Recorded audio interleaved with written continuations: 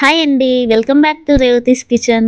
చూడండి ఫ్రెండ్స్, ఎంత బాగుందో గుమగుమలాడే టమాటో రైస్ చేశానండి. ఎంతో సింపుల్గా చాలా ఈజీ రెసిపీ అండి. లంచ్ లేకైనా, టిఫిన్ లేకైనా, స్నాక్స్ లాగైనా ఏ విధంగా అయినా చాలా టేస్టీగా ఉంటుంది. టమాటో రైస్ పర్ఫెక్ట్ కొలతలతో ఈ విధంగా ఎలా తయారు చేయాలో ఒక్కసారి చూసేద్దాం. వచ్చి చూసేయండి. ముందుగా దీనికి కావలసిన పదార్థాలు ఒక 3 లేదా 2 ఎండుమిరపకాయలు, పసుపు, ఆవాలు, జీలకర్ర, మినపప్పు, శనగపప్పు, చిటికెడు కరివేపాకు, ఒక టమాటోని ఇలా బాగా సన్నగా తరిగి తీసుకోవాలి. రుచికి తగినన్ని పచ్చిమిర్చిని మనం తీసుకోవాలండి. ఒక 5 or 6 పచ్చిమిర్చి పొడవుగా ఇలా కట్ చేసి తీసుకోవాలి. ఆనియన్ కూడా ఒక ఆనియన్ తీసుకొని సన్నగా తరుగుకుంటే సరిపోతుంది. ఇంతేనండి కావలసిన పదార్థాలు. తయారీ విధానం ఇప్పుడు ఒకసారి చూసేద్దాం. ముందుగా స్టవ్ వెలిగించి ఒక కడాయి తీసుకొని ఇందులో ఒక 2 table spoon or 3 table spoon oil వేసుకుందాం. ఒక పావు బియ్యానికి సరిపడా నేను టమాటో రైస్ చేస్తున్నానండి. మీరు ఇంత క్వాంటిటీ తీసుకుంటే దానికి సరిపడా టమాటో రైస్ అనేది తీసుకోండి. పిల్లలు కానివ్వండి, పెద్దవాళ్ళు కానివ్వండి, చాలా బాగా ఇష్టపడే రెసిపీలలో ఇది కూడా ఒక రెసిపీ. ఆయిల్ బాగా వేడెక్కిన తర్వాత మనం తీసుకున్న ఐటమ్స్ అన్నీ ఆనియన్ మరియు పచ్చిమిర్చి, టమాటో కట్ చేసుకొని వేసుకున్నవన్నీ కూడా ఆయిల్లో వేసేసుకుందాం. ఇవి ఒక 2 minutes బాగా వేయించుకోవాలి.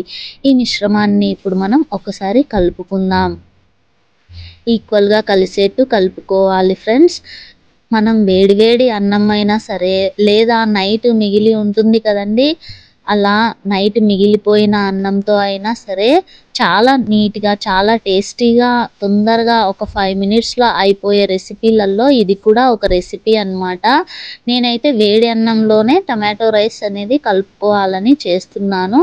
ఇప్పుడు ఇవి వేగాయి కదా, ఇప్పుడు ఈ మిశ్రమంలో మనం ఆవాలు, జీలకర్ర, మినపప్పు, శనగపప్పు, అలాగే పసుపు, ఒక 2 or 3 మిరపకాయలు, అలాగే చిటికెడు కరివేపాకు తీసుకున్నాం కదా, ఇవి కూడా ఇందులో వేసుకొని ఒకసారి ఇలా బాగా కలుపుకుందాం.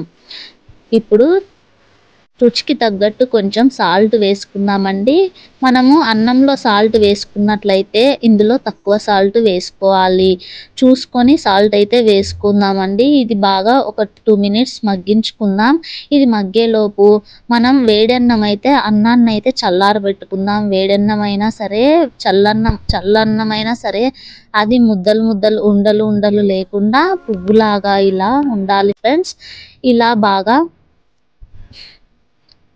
నలిపి బాగా పొడి పొడిగా ఉండేలాగా ఇలా మనం కలుపుకోవాలి. వేడన్నం అయితే చల్లారనిచ్చుకొని కలుపుకోవాలి, లేదా తేమ పడుతుంది. వేడి అన్నంలో ఆ తిరగమాత మనం వేసింది కలుపుకుంటే తేమ పడుతుందండి, అన్నం అనేది ఖరాబ్ అయిపోతుంది. కాబట్టి చల్లారనిచ్చుకోవాలి. ఫ్యాన్ కింద పెట్టేసుకుందాం. ఇప్పుడు ఒకసారి మూత తీసుకొని ఇందులో రుచికి తగ్గట్టు సాల్ట్ వేసుకుందాం. బియ్యంలో అదే ముందుగా చేసిన రైస్లో కనుక మనం సాల్ట్ వేసుకున్నట్లయితే ఇందులో కొంచెం సాల్టే వేసుకోండి. అందులో సాల్ట్ వేసుకున్నట్లయితే చూసుకొని సాల్ట్ అయితే వేసుకోండి ఫ్రెండ్స్. నేనైతే అన్నంలో సాల్ట్ వేసుకున్నాను కాబట్టి నాకు తగ్గట్టు నేనైతే చిటికెడు సాల్ట్ మాత్రమే వేసుకుంటున్నాను. చూసారు కదా, ఇది బాగా వేగిపోయింది.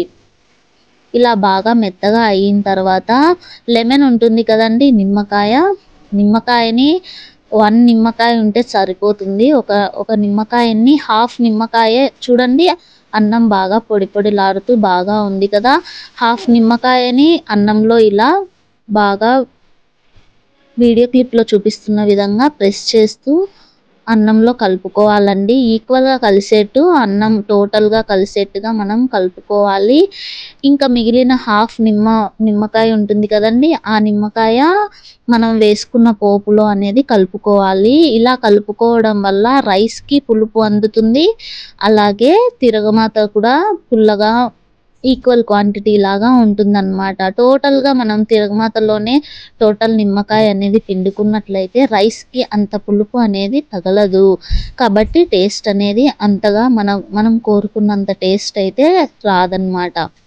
ఇలా హాఫ్ లెమన్, ఇందులో హాఫ్ లెమన్ అందులో వేసుకున్నట్లయితే ఈక్వల్గా టోటల్గా టేస్ట్ అనేది, కంప్లీట్ టేస్ట్ అనేది మనకు వస్తుంది.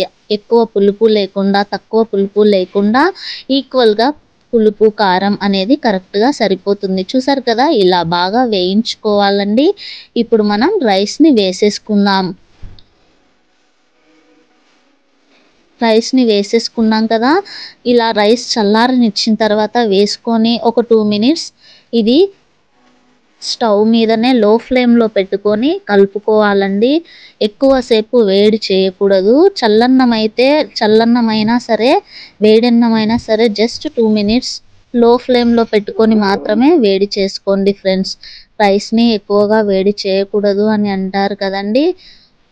సో విషంగా మారుతుందంట ఎక్కువగా వేడి చేయడం వల్ల. కాబట్టి ఎక్కువగా వేడి చేయొద్దు. జస్ట్ అలా ఆ పోపు ఆల్రెడీ ఏగింది కాబట్టి ఆ వేపుడులోనే ఈ రైస్ అనేది వేడెక్కుతుంది. కాబట్టి ఇంతేనండి, చాలా ఈజీ, ఎంతో సింపుల్గా రెసిపీ అనేది రెడీ అయిపోయింది కదా. మీకు చాలా బాగా నచ్చుతుందని అనుకుంటున్నాను. ఒకసారి ట్రై చేసి చూడండి. మీరు ఎక్స్పీరియన్స్ చేస్తేనే కదా మీ ఫీడ్బ్యాక్ నాకు తెలిపేది. సో ట్రై చేసి మీ ఫీడ్బ్యాక్ని నాకు తెలపండి. వీడియో నచ్చినట్లయితే అందరూ లైక్ చేయండి, షేర్ చేయండి. ఇలాంటి మరెన్నో వీడియోస్ కోసం రేవతీస్ కిచెన్ యూట్యూబ్ ఛానల్ని తప్పకుండా సబ్స్క్రైబ్ చేయండి. మూత పెట్టేసి స్టవ్ ఆఫ్ చేసుకుందాం. Thanks for watching friends. Thank you.